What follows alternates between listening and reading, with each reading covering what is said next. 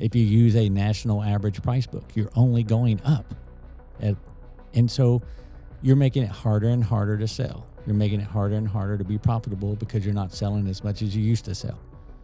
If you fix the business side of the equation, you can effectively lower your pricing, sell more product, make more money. All right, everybody. Before we get started here, let me just take a minute to thank Billy for the years of wisdom that he has helped bestowed upon me. I've learned a lot from him, mostly what not to do, but I've learned a lot from him. And if you feel like this is of value to you and you're learning a lot from, make sure you like and subscribe so you don't miss it. Billy and I can rant for a little while and go on these little rants, but once in a while there's a gold nugget. You want to make sure that you don't listen to all of the ranting and miss the gold nuggets. So like and subscribe and share it with your friends, share it with your family if you think that there's something of value they can win, because we're going to raise this industry up together, baby. You need to have the ability to discern, what is real from what is incorrect. But if you hear practical knowledge about here's how you set up, infrastructure, here's how your overhead should look like, here's margins, here's efficiency, just practical stuff, and here's what you should expect, and talking about return on investment. If you're having those conversations, those are good conversations to have. Mhm. We took a very innovative approach a couple of years ago, and on a 80-year-old business, got rid of an entire outside sales team, a very large outside sales team, Wow. and went from relatively small amount, maybe a few $1,000,000 a year sold over the phone, to 100% of our sales, in the hundreds of millions of dollars sold over the phone.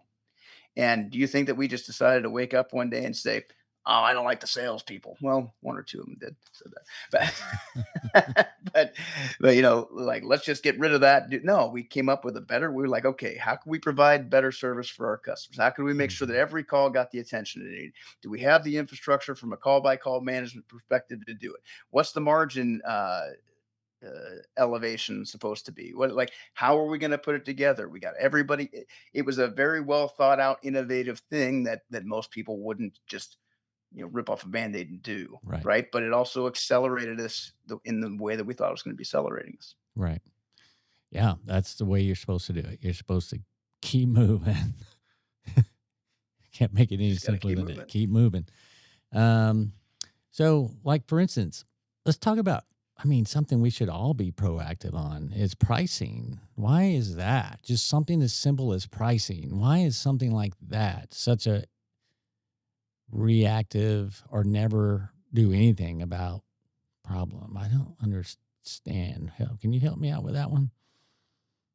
Well, I think there's two sides of it, right? The first side is the side that's your favorite topic of all time, like efficiency and how efficiently you're operating your business, right? And most people don't really have a solid grasp on that, right? Mhm. Uh, most people can kind of figure out by averaging out their overhead over the last 12, 18 months and figuring out what their overhead is. Hopefully they've got reasonable uh, margin controls. But if you don't have any controls in place, and your business is going through these significant ups and downs, it's like, how do you put your finger on how you should be priced? You don't have any controls in place in your business. Mhm. So, if your overhead's out of control, if you're paying people too much, if you have no payroll management infrastructure and that's going all over the place, it's just a swag. So you have to put that stuff together first. And then once you have that stuff together and you have a system for knowing how you should be priced, if your data tells you that it should be significantly higher than where you're at, I think that's where the fear sets in. That's Yeah. where, am I going to lose customers? Am I going to lose employees? Are my competitors going to find out? Yeah. I think that's what I happens. think you know, pricing is a one-way street. I think people only think pricing is supposed to go up, so they don't do anything, right? And yeah, that has been the information in the past because there's been no data to tell you if it's priced right, if it's up, if it should be down. If you lowered it 10%, would you sell more? Would you hit your margins because you're closing more? I mean, none of that data has really been available until recently, behind me right here. Um, and so we only think there's one trigger to pull, which is up. Oh, if things aren't going well, I'm not making money, I must increase the price. It couldn't be further from the truth. And that's why you always hear me talking about efficiency. The efficiency that I'm talking about is how do we control pricing? By doing other work that needs to be done in the business to control pricing.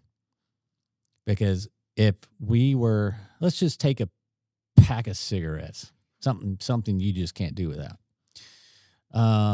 What? Something you're an expert on. I don't think I got the voice for it. Like, just think about a pack of cigarettes. I don't know why I even brought up pack of cigarettes, but it was a great way to talk about it right now. You know, That's from back you were one of the original outsiders, right? yeah, That not was cool. smoking. You roll the cigarettes up in your sleeve. Oh yeah, and had them up in my sleeve there. Yeah. So let's just say I'm assuming a pack of cigarettes are around $7 or $8 a pack now, or $10 a pack. I have no idea. But my point that I'm trying to make is, it didn't cost them $6 or $7 to make that pack of cigarettes that they sell you for $10. If that's what they're selling for, it costs them a penny or 2 pennies or 3 pennies. But yet they're selling it for $7, $8, $9, $10. Well, obviously, because there's tax on it, additional tax on it. There's a lesser audience, but even when there was a big audience, it didn't change anything. A pack of cigarettes still costs less than a nickel to make 20 cigarettes and put them in a box. Still costs a nickel, no matter what. But yet they knew their cost of running the business, and therefore they had to sell it for $3 or $4 or $5 a pack, even though their per pack cost to put the product together, the 10 cigarettes or 20 cigarettes in the box, was only a nickel or a dime or whatever it was. It wasn't much more than that, I promise you. And they realized that they still needed to make money. They needed to be at $3 or $4 a pack back then, or $10 a pack now, whatever, because of taxes, inflation, all that stuff. That's a long ways from a couple of cents. But they knew their costs of doing business, and they knew that they had to be at this price, and that price worked at whatever price they were at to sell as many cigarettes as they could sell. The volume was off the charts 20 years ago, right? They just couldn't keep them in the, they constantly were selling them.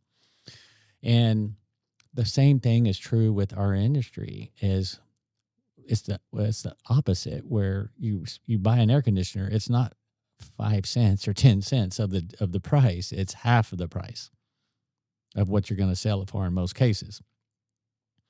So how do you make it 40% of the price?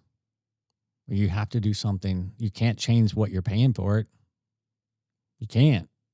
The manufacturer controls that. Your distributor controls that. You can only affect how much it costs you to go to market with that product. And no one's doing that. We're not thinking about how do we improve our side of the equation. If an air conditioner costs $2,500, $4,000, whatever it is you're buying, you can't do anything about it. Can't. So you need to be able to do something about the pricing of your product from where you can control it, which is your business side of it. So 50% of that cost is 50%. The other 50% is what it costs you to go to market or whatever, and you get what's left over. If you're not working on the efficiency side of the business, you're never going to get out of only going up in price. You're on that one-way street of going up at all times. If you use a national average price book, you're only going up.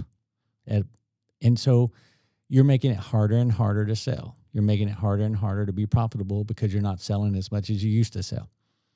If you fix the business side of the equation, you can effectively lower your pricing, sell more product, make more money. And for too long, Or do both, right? Or I mean, yeah. that's where you can start making more of a windfall, and that's where, like, our profits as an industry have never been like cigarettes or like soda or uh, any of these other industries that are, Coca-Cola's got record profitability, right? And Mm-hmm. it's like, what do they do except for give everybody diabetes? Yeah. So, why shouldn't we make similar profit margins? Well, we should. And if we do what you're doing, which is what you're suggesting, is like, let's get the business under control. Let's like maximize our efficiency. Let's get our costs in line. Let's take all of those initiatives and get just a streamlined business. And at the same time, uh, apply upward pricing on that. Maybe our margins can get to a respectable amount. Yeah. Yeah. Because it's all about the margin. Keep That's printing what's money like left over. the Yeah. Fed, baby. Yeah. Print that money. We need more, just print more. There's a way to do it within your own business. You hear me say it all the time. There's enough money in your business already. You're just not getting it to the bottom line. And that's exactly what I'm speaking to right here. If I saved $100 on the equipment, if I could buy my equipment $100 cheaper than my competitors, is that going to make a difference? No. It's going to make a little bit, but not really. I had to go find, hundreds of dollars on my side of the equation. And, that's where the money's made. We're always trying to grow. We want to grow our businesses, which is what we should be doing. If you're not growing, you're not improving. But we grow at the cost of making money when we should be making money and allow the growth to come because you're making money, because you can reinvest back into the business. And we do it the opposite way. We try to grow with very slim margins. And then there's no money to help us when times get bad or slow down a little bit, or there's no money left for that. And there's no money to reinvest in the business. And the only way you're going to create money for slow times or reinvest in the business is get your house in order. It's the only way, because we're all selling the same thing. I don't care what brand you're selling. It's still the same thing. It's still an air conditioner, still a water heater. Yeah, I mean, you can't outrun an inefficient business. No, And you if you can't. just think of it logically from a P&L standpoint, right? Everybody tries to outsell their, sales hides sins. I hear that all the time. It's just like, maybe temporarily. But if you think about it this way, if you're on, the more efficient, well managed, well priced side, you may be making a 50% gross margin, right? 50% gross margin. So that means, for every below that line, that means for every dollar of overhead costs that you're able to pull out, or for every dollar of inefficiency you're able to pull out, that's equivalent to $2 worth of sales. Mm-hmm. You follow my math? Yeah. So, like, why not just focus on the easy, the low hanging fruit should be the inefficiency in the business. Yeah. It's the only way to go. And if you don't have the tools to measure it, you're stuck in the mud. You're being reactive. And you got to have that tool to measure this efficiency stuff. And so that's just the bottom line. You can't just assume that you're doing better. You have to measure it. You need good data. And if you don't have good data, I'm sorry, you don't have good data. So what are you going to do with bad data? What are you going to do with it? It's worthless. It's a bad commodity. Yeah. It's an FTX coin or whatever. Well, I know you've coached a lot of people over the years, as I have as well, and had businesses. So, you know, when you want to implement Sera, or you want to implement call by call, or want to implement increase in pricing, or you have an employee that you've been hanging on to that should have been disciplined, dismissed, etc. Like, when you have to make some of these choices that are going to be beneficial for your business, but somebody says to you, well, what if I might lose all my people because they don't like it. They feel like they're micromanaged, or, they're used to doing it this way. And I just, that might lose people. Like, what do you say to that? Well, so there's always more people to replace people.